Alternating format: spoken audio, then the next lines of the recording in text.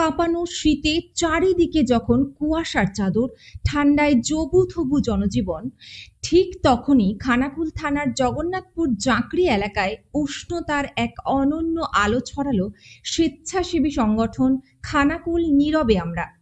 দুস্থ মানুষের পাশে দাঁড়াতে তারা খুলে দিল এক অভিনব উদ্যোগ, বিনা পয়সার শীত বস্ত্রের দোকান।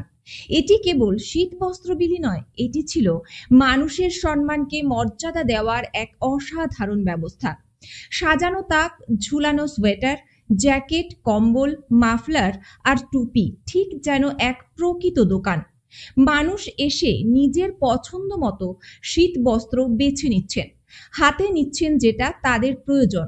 পার্থক্য শুধু একটাই, এই দোকানে কোনো মূল্য নেই, দাম নেই, আছে শুধু মানবিকতার উষ্ণতা। প্রায় 400টি প্রান্তিক পরিবার এই উদ্যোগের মাধ্যমে শীতের কষ্ট থেকে কিছুটা স্বস্তি পেল। কারো চোখে কৃতজ্ঞতার জল, কারো মুখে প্রশান্তির হাসি। অনেকেই বলেছিলেন, কখনো ভাবিনি দোকানে ঢুকে বিনা পয়সায় পোশাক নিয়ে ফিরবো। সংগঠনের সদস্যের কথায় তারা প্রচার চান না, তারা পরিচিতি চান।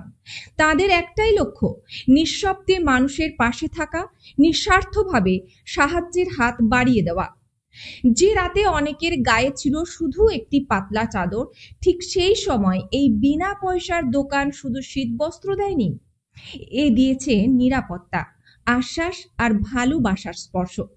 খানাকুলের মাটিতে এই মানবিক উদ্যোগ আবার মনে করিয়ে দিল, মানুষ এখনো মানুষের জন্যই সবচেয়ে বড় শক্তি।